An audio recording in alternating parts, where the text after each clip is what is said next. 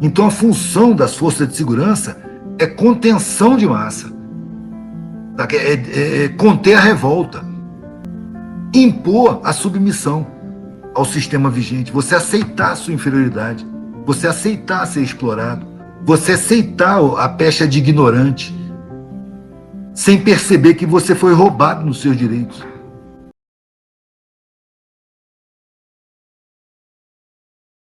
No caso Genivaldo, onde entram os direitos humanos nessa ação da polícia?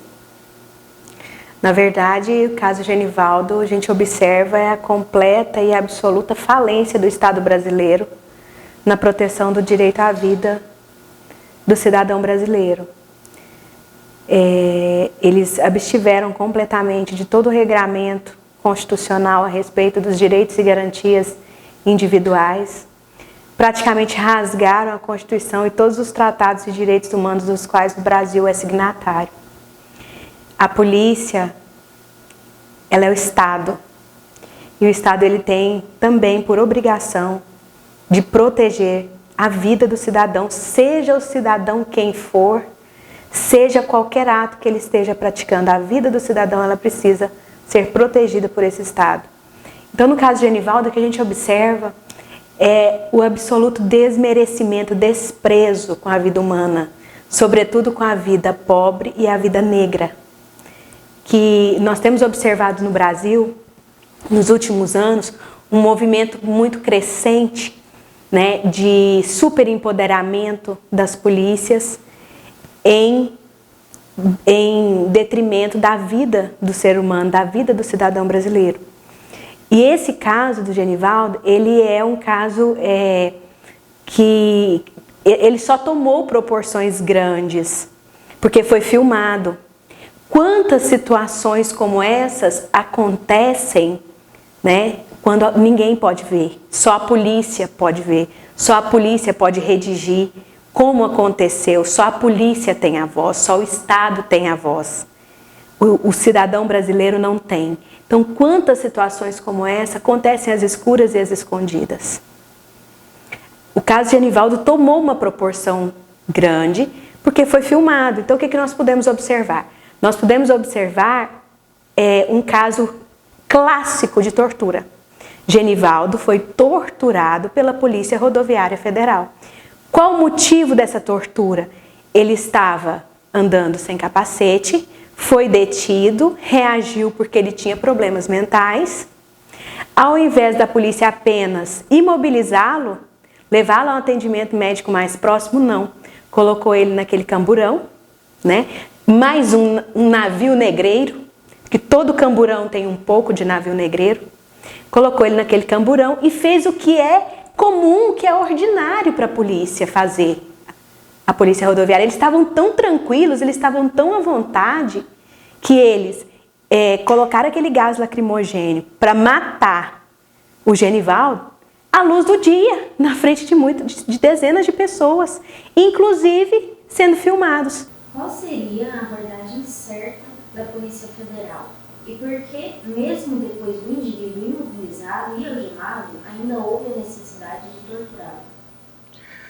Bom dia, Bárbara, né? Prazer estar aqui para contribuir com o trabalho de vocês, né, da faculdade. A questão é o seguinte, a questão tortura, isso vai ficar a cargo de uma autoridade que deve entender isso, e a autoridade policial com certeza vai ser responsável pelo inquérito. Realmente, quando a gente observa o emprego de armamento menos que letal, ou munição química, que seja, é para imobilizar.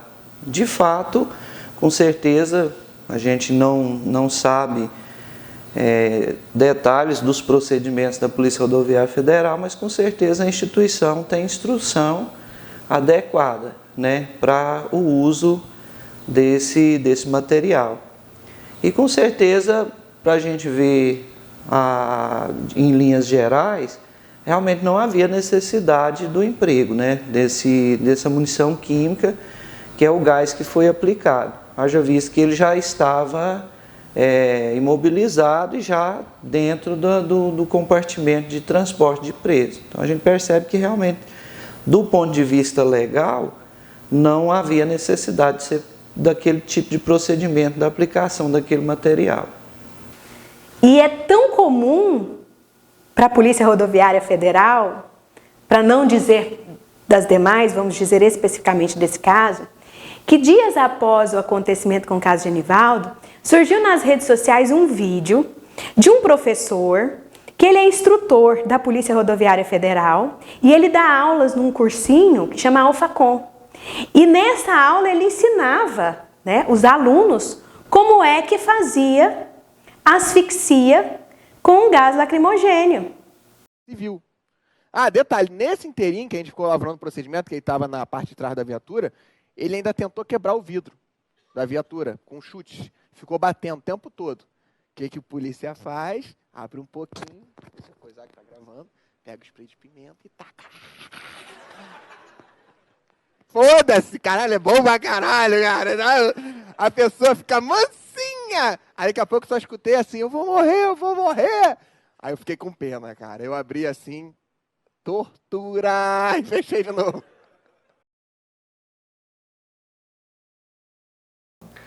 Olha, para o professor Mário Sérgio Cortella, ética profissional é um conjunto de normas que formam a consciência do profissional e representam imperativos de sua conduta.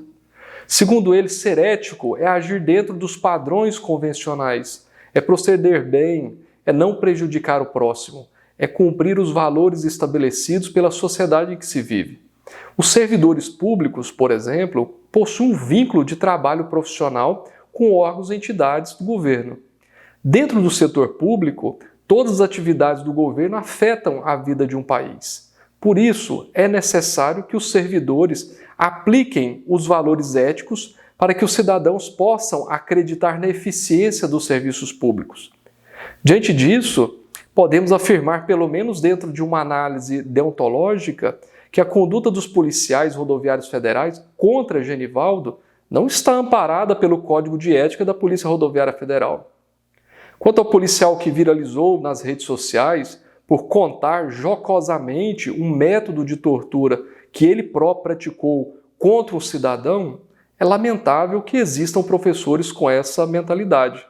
E só demonstra a necessidade urgente das instituições de segurança pública repensarem seus métodos de seleção e formação. As responsabilidades precisam ser apuradas e aplicadas devidas punições. Ontem foi o Genivaldo, amanhã pode ser você, eu ou algum familiar nosso.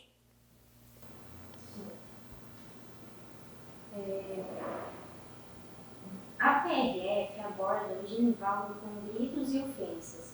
É um dever da PRF oprimir o abordado, mesmo se tratando de uma pessoa com deficiências mentais?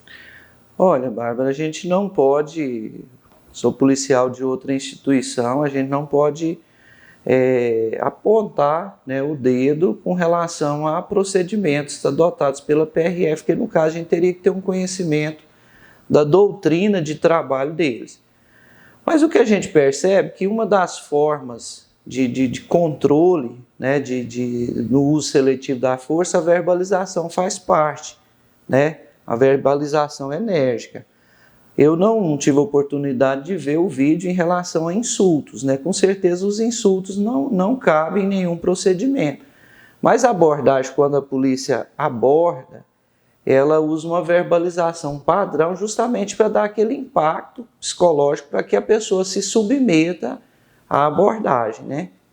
Em relação a ter problemas mentais, é um pouco complicado porque você não tem como perceber isso de imediato. É claro que existe o procedimento, né, no sentido de imobilização, mas a gente ter como detectar isso aí, embora a gente já ouviu comentários que parece que o sobrinho avisou, mas isso para se apurar adequadamente é só dentro do inquérito, né, com certeza que foi instaurado ou será instaurado e sindicância interna dentro da própria instituição.